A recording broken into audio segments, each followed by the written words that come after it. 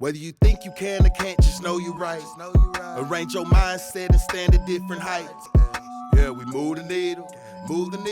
From E to full, move the people. What's going on, everybody? Welcome to Move the Needle. I'm your host, Randall Rutledge, and in today's episode, we have a very special guest with us, repping the brand of Mr. JY, the insurance guy. But before he was JY, the insurance guy, he had a whole different life, whole different persona, if you will. And I actually met Jonathan. I sat down with him to help him with his health insurance for his family.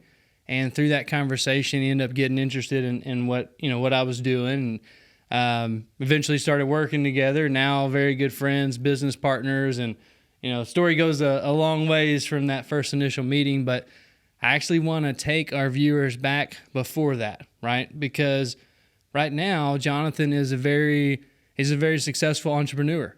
He's a father. He's a Christian. He's a leader. He's a husband, father of four. Not just a father, but, provider for his family, a leader at work, a leader at church, and overall what I would just call like an upstanding citizen, a great guy, good businessman, does very well for himself, but that wasn't always the case, right? So I want to take us back, before I met you, kind of take us through that journey of sales, entrepreneurship, all the stuff that didn't work, if you will. Sure. So, number one, appreciate you having me on, obviously. Absolutely. And number two, thanks for the accolades. Of course, you work very hard to be seen, obviously, in a light that people are proud of, but obviously somebody that you're proud of, as well. And so I work really hard on that all the time. If we kind of back up all the way to, I guess, middle school, as far as entrepreneurial type stuff, I was homeschooled until 6th grade. Lived on a ranch with my brothers and sisters. I'm one of 5 kids as well. Dad lived in another state doing his thing, working. Mom was with us most of the time. And then, we were kind of required at some point to help run the farm or the ranch rather. Feed the cows, fix the fence that Dad knocked down and didn't put back up, and put all the cows back in, stuff like that.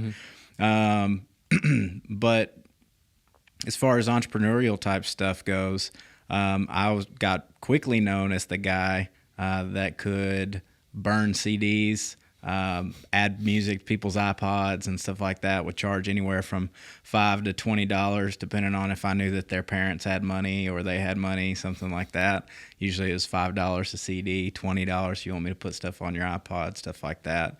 The old LimeWire, Got a few viruses from that. A couple viruses on the family computer because of that kind of stuff. But, it kind of goes from there. And then, later on down the road, start learning how to play guitar and things of that nature in, high school, mainly because, I've always been told, my mom sings and stuff like that. I've always been told that, hey, you've got a beautiful voice, stuff like that, Mm-hmm.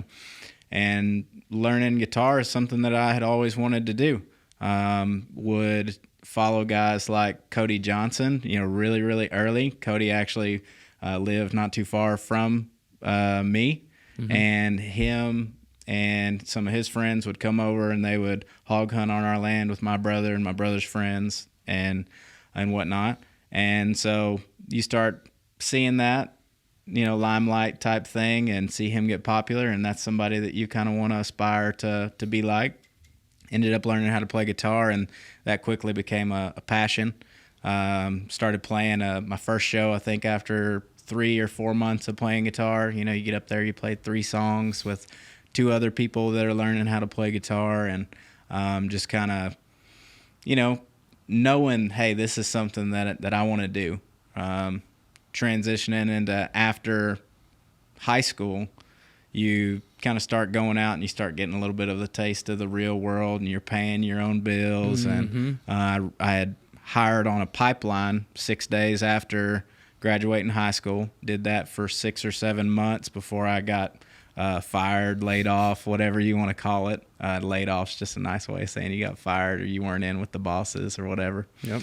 You know how that kind of stuff goes. Absolutely. And but still, music was still kind of there, playing shows here and there and such. But it's a hard gig, especially whenever you're not too focused on like the marketing side of things or the sales aspect of it. You know, if I was to go back with the skills that I have now of, you know, personal branding and marketing and content and things of that nature, well, then of course, you know, it'd probably work out a lot better. But because of that, I was just a local superstar, if you will, in the Bryan College Station area where I moved after high school, and did that for a little while. You know, never really paid the bills. Probably the most I ever made in a month was about $1,200 off of playing music. Put out a CD on Apple Music and the other platforms. Met my wife like that, out, you know, kind of in the bar scene. You know, just the way that I grew up was very free roam type style. So I got into drinking early, got into, you know, the partying aspect of things, and then ended up kind of letting that roll on into the later years as well. So it kind of matched up with my lifestyle of wanting to go out and be this country music superstar. You know, you listen to George Jones, you listen to, you know, all the old country guys, they're at a bar drinking and things like that. And so I was kind of like that outlawish. You think it's cool. Yeah, outlawish type, and you think it's cool, and then it just ends up forming, you know, bad habits make bad decisions and stuff like that. And, you know, I mean, obviously, I from a small town, very similar to where you're from, grew up very similar as far as being from the country. And when you're from the country, there's kind of like not a lot to do but ride dirt roads and drink beer and listen to country music. Right. So, you know, I understand that as well. If I could sing, I would be a country music superstar. That was my dream as well. But sure. God gifted me with many gifts, and being able to sing, you know, unfortunately wasn't one of them. It doesn't stop me from trying. It doesn't stop me from doing a little karaoke, as you know. But, you know, it's funny how those things work, and you know, he did give you that gift, but the timing really wasn't right for you, right? Just as who you were as a person and where you were at in life, it's just, ultimately, I think it's just not what really God had planned for you. And that dream didn't really work out. You know, as you're saying, you didn't make a whole lot of money, and eventually went, okay, I love this, but it's not really good for me personally. It's not good for my health or my lifestyle, and I'm chasing these bars and drinking these beers and singing these songs, and I'm not really getting anywhere, you know, and not really, you know, not really happy either. You know, you know, might be having a good time that night, but next day, you know, I mean, I've lived that life, so I'm just assuming, you know, you don't feel so good the next day. And then obviously I know a little bit about the story, and I'm going to, you know, talk about that, but, you know, eventually ended up getting your wife now, getting her pregnant with your child, your son, Cash. Right. And that's when things changed a little bit. Yeah, I mean, a little bit. You know, you kind of, at 21 years old or 20 years old, whenever you get your girlfriend pregnant, you know, you don't really know what to think, you know. You just kind of do the best you have, especially whenever, I guess, you're not getting real strong indications of what you should do, right? You're not really, again, living that right lifestyle. You know, you're partying all the time. You're not really listening to anybody. Even if you did have a good influence, you're not really taking that on. And so I will say that it woke me up a little bit, but it still took a few years after that, and really into us having a second child is really whenever I finally ultimately flipped the switch and started just turning everything around. But yeah, absolutely, it did start you know, with us getting pregnant with Cash back in 2016.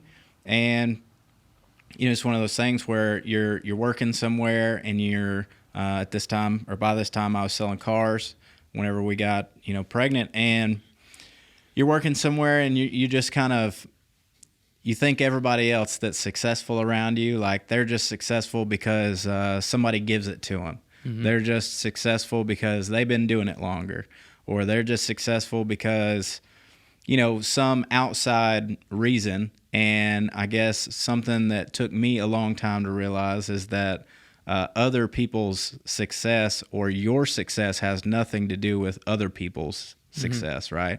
It's not because they're this or because they have this, I can't be this. And I think that a lot of people do that because I did that for a long time. It's just one of those things where you're selling 6 cars a month and you're mad at the guy that's selling 20, making excuses, but you're still not doing the things that you need to be doing to get to the point where you can be the guy selling 20 cars a month, if that makes sense. Absolutely. And we both have a sales background, so I completely understand what you're going through. And, for both of us, sales was really a pathway to success for us, right? I like to tell people sales is like a self-development program with a pay plan attached to it. Right? You really get paid for working on yourself. And knowing what I know about sales and being a successful salesperson and training salespeople and building sales teams, right? A lot of times it's really the person's commitment of how hard are you going to work on yourself, right? That is one of the biggest indicators of success that I see in business today is how much are you working on yourself outside of business, right? That's going to correlate to success. So take me through when you had this realization of maybe like I am the problem, right? Maybe I need to work on some things so I can get better results. Kind of take me through that initial, light bulb moment, and then kind of what are those next steps? So like, how did you start doing self-development? Sure. So, as far as self-development goes, of course, I was super active. I was a football player, a basketball player up until, sophomore year, then turned over to focusing on just football after that. So I was in the weight room, and you're kind of forced to work out. I feel like everybody's in shape in high school unless you don't play sports, maybe you're a band guy or something like that. But otherwise the athletes, like they're all in shape. And then even after that, I sort of kept that up as far as staying in shape and, got to a point whenever I was 20, of course, you want to look good for the ladies you're chasing and stuff like that. And so you're hitting the weight room, and dirty bulking with McChickens after that, but really strong, looking good, feeling, good because you're young and healthy. But really then after that, after my wife and I got together and we got pregnant with my son, I really let that go. And being in the car business, they feed you donuts every morning. They give you tacos on Saturday. They bring in fried chicken sandwiches and fries and burgers. And most people in the car business, they don't live a very healthy lifestyle. And especially not with the hours you work, you're eating fast food all the time. And the only walk-in you're getting in is what your body's used to, and that's walk-in at work. You're not doing anything, like you were saying earlier, extra outside of that. And so I really let it go. Went from about 180 pounds up to 226 pounds, somewhere in that range. Couldn't lay down flat in my bed without getting acid reflux and sending my 9-month pregnant wife to the store to get me some antacids so that I could go to sleep that night and so I could go to work the next day. And then just do it all again as far as, eating bad, not working out, not drinking enough water, and ultimately just kind of being a fat piece of shit. Like, there it is. We were waiting for the first cuss word, and it popped out. Yeah, that's it. Christians can cuss too. They do. It's just a word. It's just a noise that we make with our mouth. I don't think anybody's going to get offended by that. Hope not. If so, this probably is not the show for them. So another thing that I've heard you mention in the past, and this is actually from, when we first started working together, right? You were selling cars, and I told you, what are you selling cars for, right? You need to get into insurance. It's a better business. It's recession-proof, yada, yada. You get residual income, yada, yada, yada, yeah. Right? And it took you a little bit. You didn't want to right at first, but eventually you came, you sat down with me, you talked with me, and you said, okay, this makes sense. This is legit. I'm going to start working with you, right? And I started, essentially teaching you what I knew about health insurance, and you were already kind of on your self-development journey and on your sales journey. So we were really coming up together, helping each other kind of learn sales, learn entrepreneurship, and figure out how to be a man, like how to do things, how to take care of business. So like we were right there side by side through most of that journey. But one thing I remember when we first started, working together, you would say my mentor, right? And at that point in my life, I don't think I had a mentor, right? Or at least I didn't know I had a mentor. Sure. I hadn't identified it, and I hadn't really thought about that's something that you need. That's something that you should have, right? Obviously have mentors now, a big believer in and having a mentor. But I remember you using that word and saying, I have a mentor, right? And as a young man, I know that having a mentor was a big part of kind of helping you pull out of the situation you're in, get back on top. And we just like to hear more about, how that original mentor had an effect on your life, and any advice to a young man out there that thinks they're too good to have a mentor, or they don't want to look up to somebody. They don't want to feel, less than, I guess, would be the feeling that you would feel. But kind of talk to us about the benefits of having a mentor. Yeah, absolutely. So, I mean, we were talking about, my self-development journey and kind of going through that. Well, you start to realize, okay, my health's declining and stuff like that. And so, yeah, you start to get a little more active. Maybe you start, I think the one day I just started and said, hey, I'm going to run a mile today. And you go out and tomorrow I'm going to run another mile. And then eventually you just build up from there and you start working on yourself. And me personally, I started off with following guys like Grant Cardone, of course. He's big in car sales. Ryan Stewman, who we both are familiar with. They have... he had a bunch of content that he put out on car sales because he's been a car salesman previously. And there's another big car sales guy out there, and for the life of me, I cannot remember his name right now. I literally thought about it this morning. Maybe Andy Elliott? No, this is way before Andy Elliott even came out as far as the self-development thing. But if you Google how to make $100,000 selling cars, you'll Joe Verdi is his name. I knew it would come to me. Joe Verdi is his name, and Joe Verdi is like the car sales king, or was the car sales king. I think Andy is kind of sneaking in there and starting to take over that space, but Joe Verdi for the longest has been the car sales guy, right? And so we would follow a lot of his stuff, and so you start studying, you start reading his books, you start studying his materials, his word tracks, and but then it's cool to have a mentor where it's like a virtual type thing, where you're following the people, you're following their content and stuff like that. But really, my sales career as a whole changed whenever I ran into a guy named Daryl Zarovich, right? And Daryl's still in the car business to this day. He works for a Subaru store in Houston, but he showed up in a pinstripe suit, real snappy, poppy car salesman type, looking good guy. Hair slicked back, like short little feller. Like he is a car salesman through and through. And for me, I just wasn't somebody that was necessarily aggressive in my sales approach, or really, I guess, more so intentional about my sales approach as far as asking the correct questions, of course, going out and with the intent. And really, he changed me from a 6-car guy a month and not making very much money at all for my family. Because by this time, we have a kid on the ground already. We're living in an apartment, and we got, another one on the way. And so, he kind of helped transform me from a 6-car guy, not making very much money at all, to a 12 and 15, and then on, some of the best months, an 18-car guy, where now you're making all the money that you need, and you're on track, for that time. The pinnacle of the car business for me was making $100,000. Yep. And then that kind of leads into where you come into play, of course. Yeah, we got connected, started working, selling insurance, started killing it and blowing it up. We did some amazing things. I mean, we still are.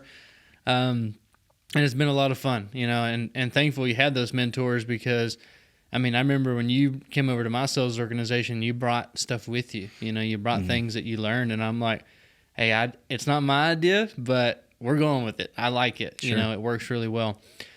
Another thing that among many things that I've admired about you, but from a business and entrepreneur standpoint, right? I've heard these stories, right? And I'll give you a chance to say them, but I just what comes to mind is I've heard stories of you say, all I had was $1,000 and I spent $900 something on socks. So I could then sell the socks to try to make a little bit of money. Yeah. Right. When you came over into the insurance business, the insurance business is not free of charge. You've got to, obtain a license. It takes a little bit of money to kind of get going, which is why it's such a lucrative business. And I remember you had trouble there, right? I think you went and got a credit card, put it on a credit card or something like that. But you've never been, the point I'm getting at is you've never been afraid to invest in yourself. You've never been afraid to invest in your business in order to try to make money. Right. And now that you're not, a struggling entrepreneur, you're a successful entrepreneur. Obviously, it's a little easier to make those investments now that you have the money in your account and you don't have to go put it on a credit card anymore. And you've continued to do that, right? You've invested in masterminds, mentors, courses. I mean, I don't know how many courses you've bought, how many books you've bought, how many seminars you've been to, how many masterminds you're a part of. Your monthly expenses on self-development are probably higher than some people's bills, like what they spend on food and things like that. And you've always made it a priority of, I need to invest into myself. I need to invest into other people so they can teach me what they know, right? So I can really shortcut, right? It doesn't take me as long to learn because I'm learning from other people, get to learn from their mistakes, their information. So kind of, give me your thoughts, ideas on investing in yourself and kind of how that's evolved over the years, but obviously what are the benefits of kind of spending your money in that direction, doing stuff like that? Yeah. At this point in my, journey, yeah, I mean, what you're saying is exactly correct. I probably spend a nice family's car payment on, self-development every single month, between books, between being a part of the Arate Syndicate, where I get coached by, Andy Frisella and Ed Milet, and be a part of that amazing, group where other, successful entrepreneurs and things of that nature are in there. I know you're a part of Apex, which is another great group. But yeah, I mean, like what you're saying, as far as the best investments I've ever made, like I've played around in the stock market, I've played around in crypto, I've played around in, just about every fad that has popped up. And the best investments that I've ever made a return on have been the ones that I've made myself, because I can go out there and the money that I've spent, I'm able to 1,000x my investment. And I don't think anybody's getting that on a cryptocurrency or a stonk or a Dogecoin or whatever the heck they're investing their money in, But whenever you invest in yourself and are learning real skills, like those never go away, Nobody can take them from you. Exactly. Nobody knows. The stock doesn't go down. Exactly. And you lose all your money. You only learn new skills, and you either learn new skills or you learn a lesson that comes with the money that you spent. And so that's way more valuable than anything that you can invest in that's going to just magically make you rich or successful. Like what you're talking about, going out there and, you chase the shiny object of, I saw a Amazon FBA video on an ad on YouTube, so I'm going to go out and buy, $1,000 worth of socks from China and sell them on Amazon. Well, that didn't work, so I got to bring them all back to the house. And then you go out and you want to get out of the car business and you start chasing the shiny object because your buddy makes a bunch of money being an oil field inspector. And so you go out and you learn some stuff from that. Well, you take an L there because you can't get a job afterwards. So you go back into the car business. You buy insurance from Randall Rutledge, and then he convinces you to come work with him in the insurance business after you've told him no for months. And then you wake up the day you're supposed to quit your job and you've got a negative balance. And the reason you've got a negative balance is because your insurance premium came out. And so, in that instance specifically, I knew that I was going. I really, there's not been a lot of times where I just felt legitimately and like with conviction, like led by God to do something. But getting in the insurance business for the second time, by the way, was one of those things. All the signs lined up where, you wake up. And by the way, whenever God calls you to do something, I don't think that means you're not going to struggle whenever you do it. Of course. Really, I think that's him seeing if you want it bad enough. How bad do you want it? That's just that's a personal belief. You may disagree with it, but I don't care. But it's like whenever you go out and you feel that calling, you're gonna get pushback. Whenever I told my mom I was going to quit my job in the car business, where I was literally on track to make my first $100,000 ever, and I did have 2 kids, and I had just bought a house that we put a bunch of money in to fix up, and I had that payment and cars and all that, and literally said, hey, I'm going to throw this away, and I'm going to start in the insurance business. She said, what are you doing? Yep. You just got to where you're going to make $100,000. You just got here. What are you going to do, like throwing it away? And I had to remind her that she was the one that told me to trust in the Lord with all my heart and lean not on my own understanding. Uh-oh. And I was feeling the signs. I was seeing them, and then of course the doubt starts to creep in whenever you are about to go quit your job that you've been working at for 3 years. And your bank account's negative. So you scrounge through your email and you find a One Main financial loan extension of 24%, and you go take your pay stubs from the job that you're about to quit, and you get them to give you that $1,500 so you can get another $800 back in the black on your account. And you show up. You pretend like nothing's wrong, nothing's going on. That's it's a good way to make you hungry, make you work, 100%. right? You didn't really have a choice. You burned the boat, burned the bridge, and it's go time, right? And for guys like me and you, we can look back at our entrepreneur story and we see countless times like we did these crazy things, right? And it's hard because like I think for a lot of people, they're not going to go through those things. They're not going to go through those trials, those tribulations. They're going to honestly, like you said, like just because God put you through it doesn't mean it's not going to be difficult. There's going to be adversity, right? I think a lot of people face that adversity and go, well, it wasn't meant to be, right?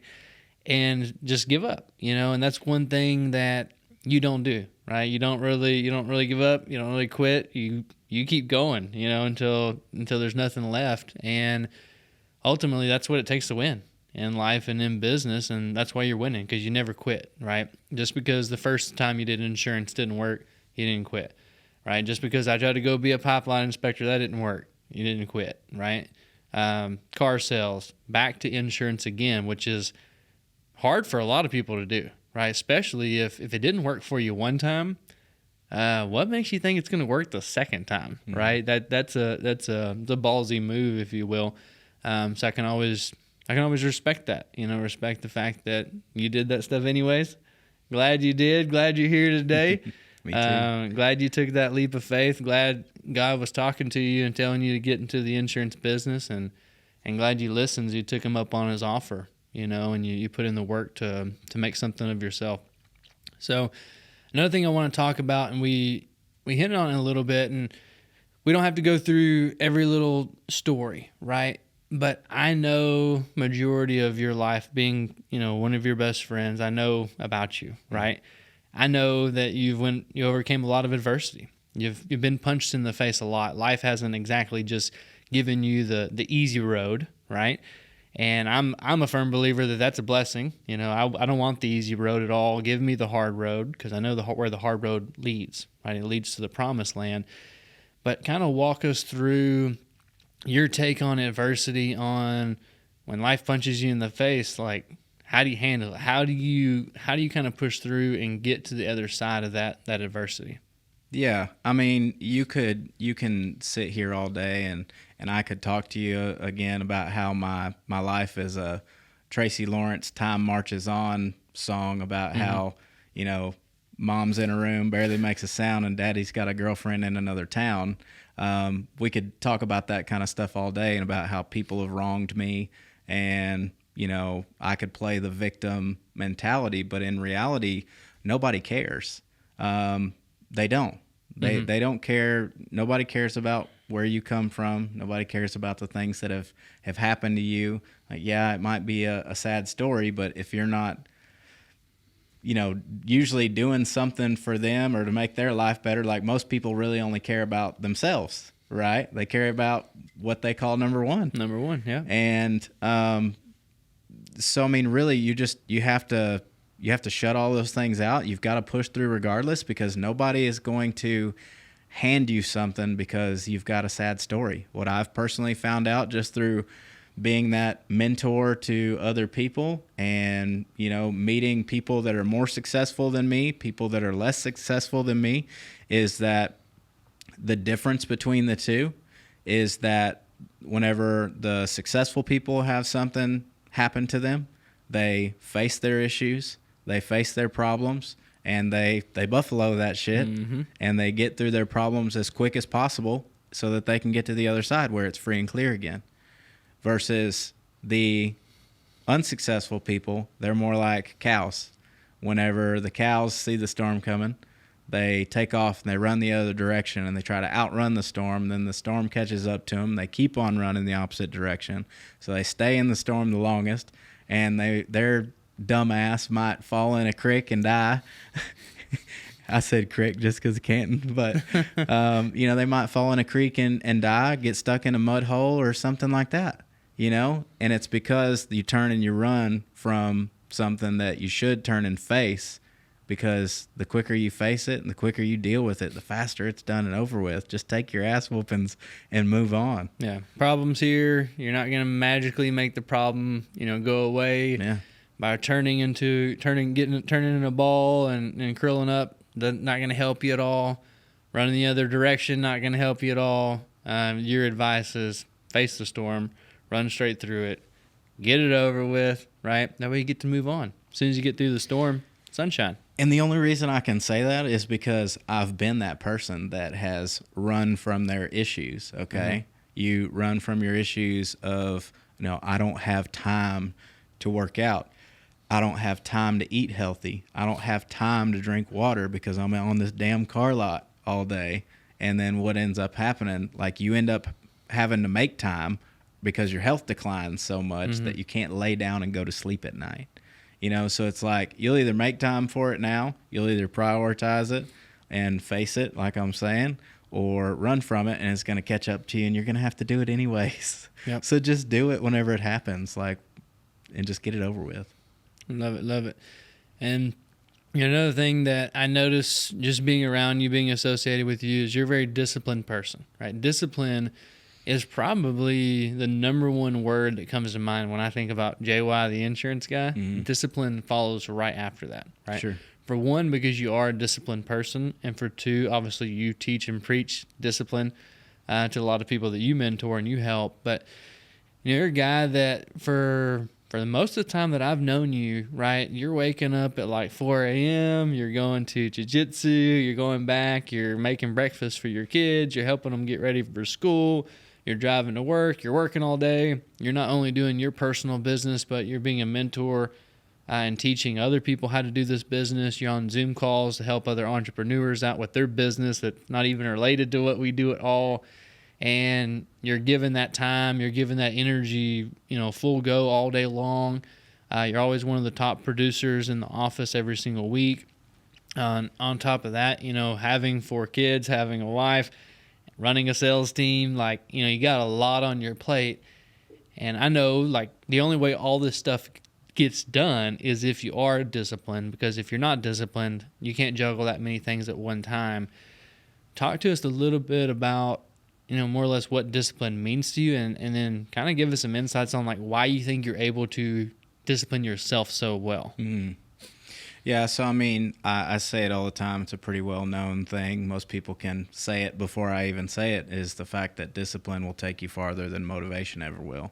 I don't rely necessarily on myself to be motivated to do something, because I know that if I'm just relying on pure motivation, that's a feeling versus an action.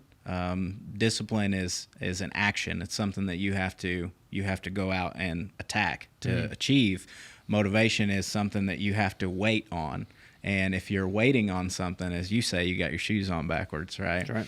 And so for me, the reason I am such a disciplined person and the reason that I have to be a disciplined person is actually not because I'm a disciplined person, but it's because I'm actually a really, really undisciplined person.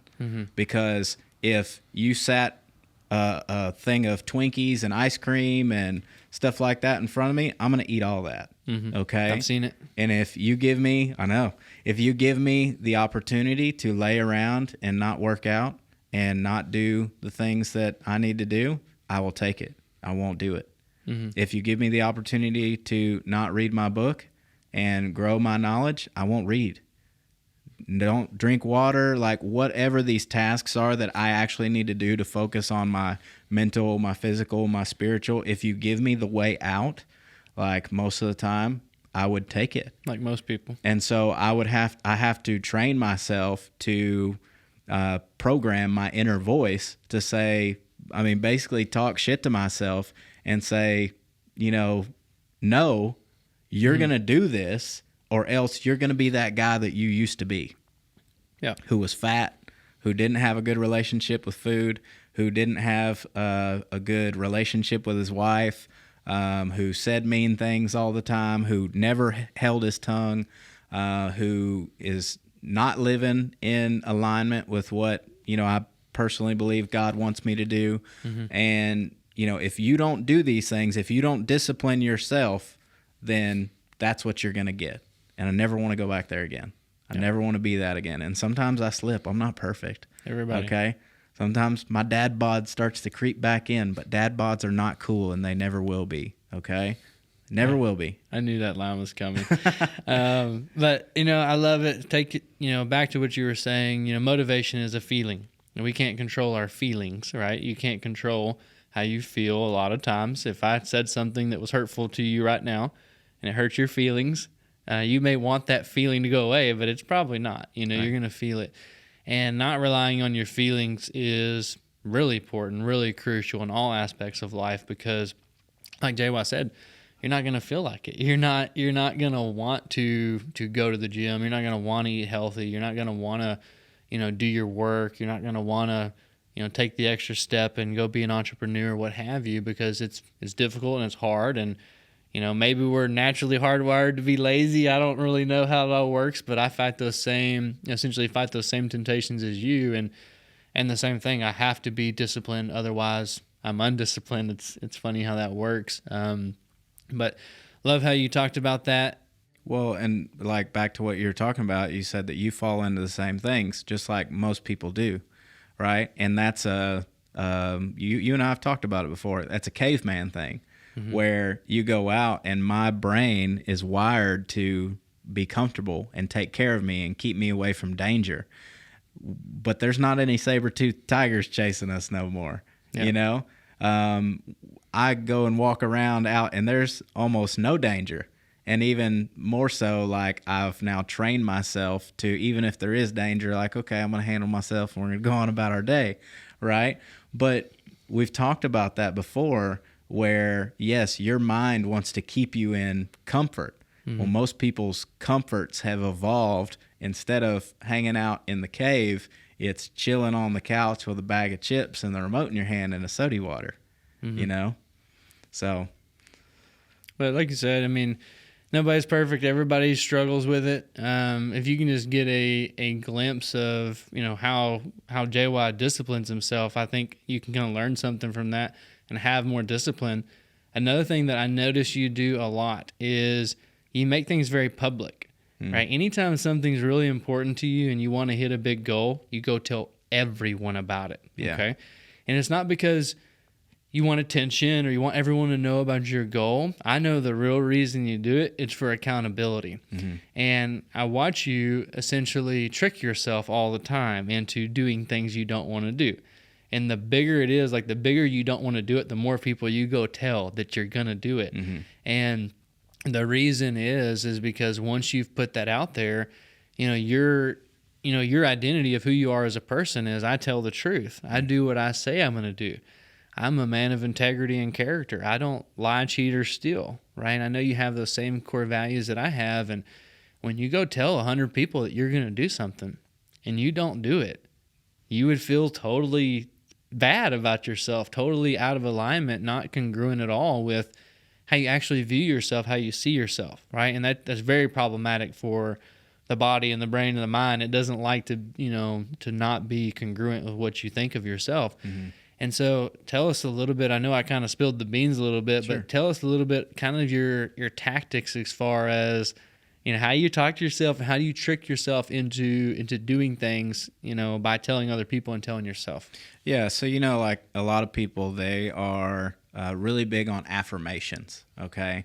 They'll go in their mirror and they'll say, I am this, I am that. And they'll trick themselves into believing it so that they'll go out and take action on it, and then those things will happen. Well, I've personally just found through trial and error that my mind doesn't allow me to necessarily do that. Whenever I say affirmations, the next voice in my head says, yeah, right, That's not dude. true. That's not true. You know that you just fed a bunch of lines of bullshit. Quit lying to yourself. Quit lying and get back to reality, bud. And that's what my mind says to me.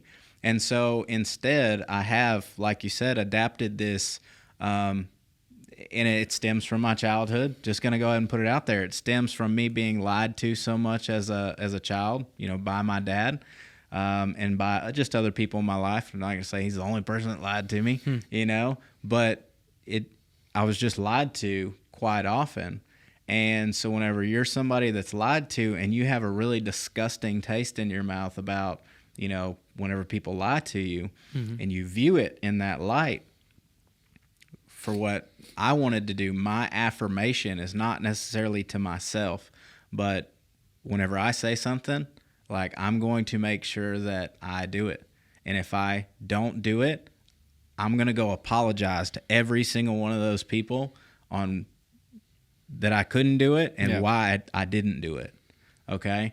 And so it's a thing, like, that's my affirmation, is instead of going, and I know everybody's like, well, don't tell everybody your plans or this, that, and the other.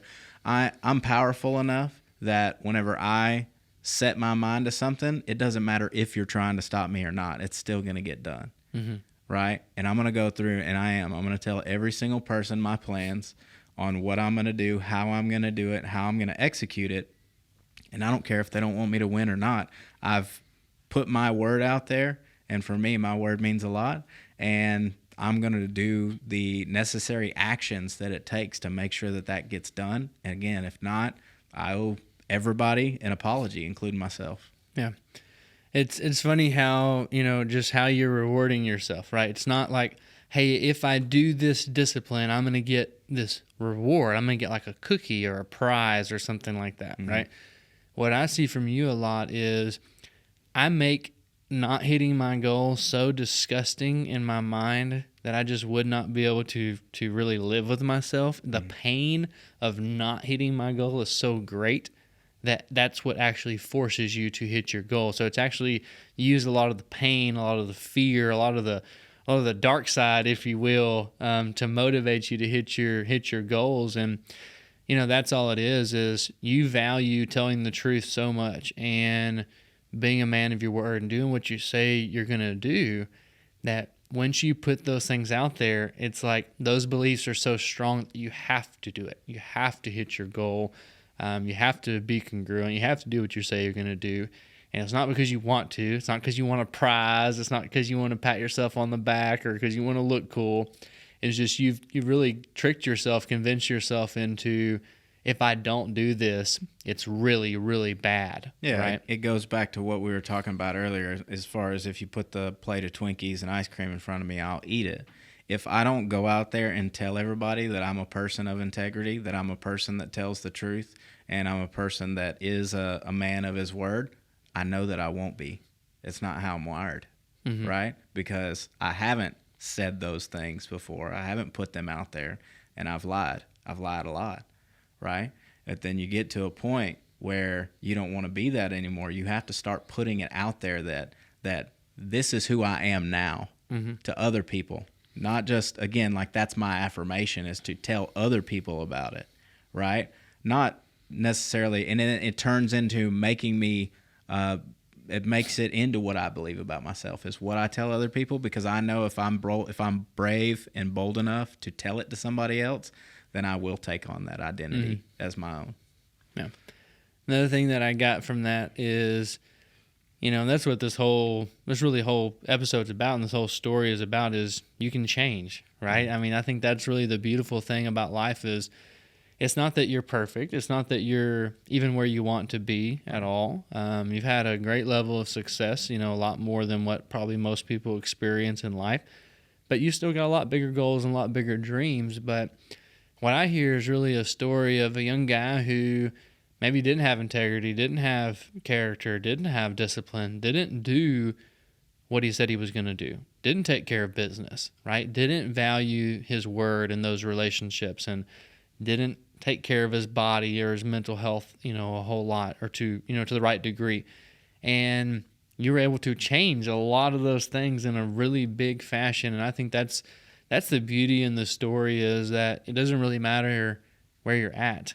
Right? You have the ability to change. You're not a tree. You can change anything you want about your life. Going out and getting the right information, getting the right people around you, the right associations, the right support, the right mentor, the right environment, where you can start to get yourself into a mindset of I can change, I can grow, I can get better.